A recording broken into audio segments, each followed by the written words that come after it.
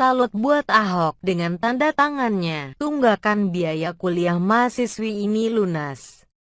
Komitmen Ahok untuk tetap bertugas dengan maksimal meskipun kalah pilkada ternyata benar-benar dilaksanakannya, meski bisa saja bermalas-malasan dan makan gaji buta sambil menunggu masa jabatan habis. Ahok tetap menggunakan waktu tersebut sebaik-baiknya untuk membantu lebih banyak orang. Sadar waktu hanya tinggal 6 bulan. Ahok melakukan yang terbaik untuk warga yang memohon bantuannya. Seperti biasa, pada pagi hari, warga membludak di balai kota untuk bertemu Ahok. Baik itu sekedar berfoto bersama maupun mengadukan masalahnya. Salah satu warga yang datang ke balai kota mengadukan masalahnya kepada Ahok adalah seorang mahasiswi bernama Kartini yang mengambil jurusan komunikasi Fakultas Ilmu Sosial dan Politik di Universitas Bung Karno. Dia benar-benar tidak pernah menyangka biaya kuliah yang sudah ditunggaknya selama 3 tahun selesai hanya dengan memo dan tanda tangan dari Ahok. Berikut adalah penuturan Kartini. Seharusnya saya lulus tahun 2014.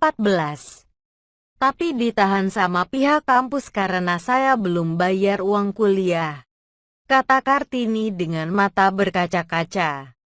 Alasan Kartina tidak sanggup membayar uang kuliah adalah karena kecelakaan yang dialami suaminya sehingga lengan bahunya patah. Sejak kecelakaan itu, Kartini terpaksa putus sekolah dan tunggakan uang kuliahnya mencapai 29 juta. Meski sangat ingin melanjutkan kuliah, tapi terbentur biaya. Karena kondisi itulah, Kartini berusaha bertemu dengan Ahok dengan harapan masalahnya dapat dicarikan solusi, dan ternyata hasilnya menakjubkan.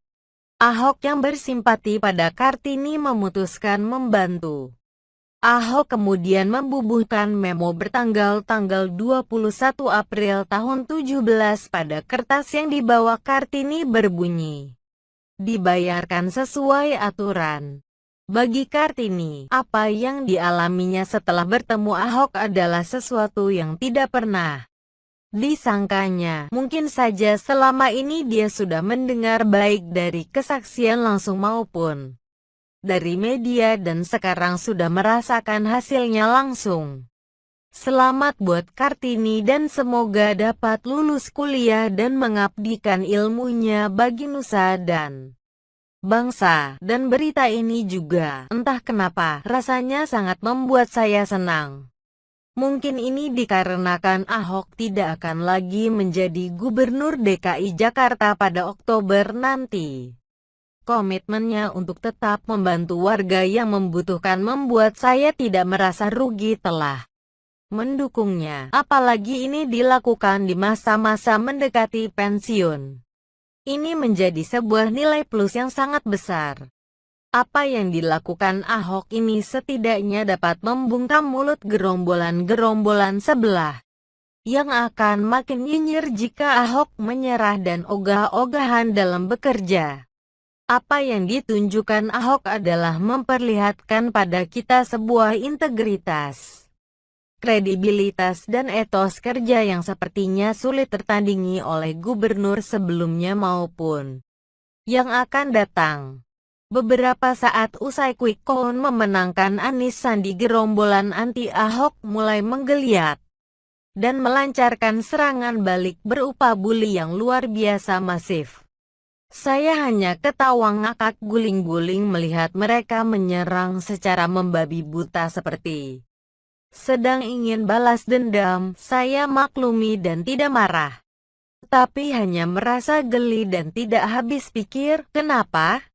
Ada sebuah survei yang mengatakan bahwa para pemilih Anies Sandi dilatari alasan emosional seperti identitas agama, santun, berwibawa dan sentimen, asal bukan Ahok.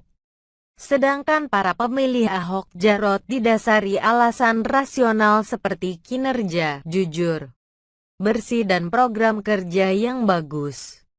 Ini dapat menjadi alasan mengapa 70% warga puas dengan kinerja Ahok Jarot tidak hasilnya. Berbanding terbalik dengan elektabilitas alias tidak akan memilih.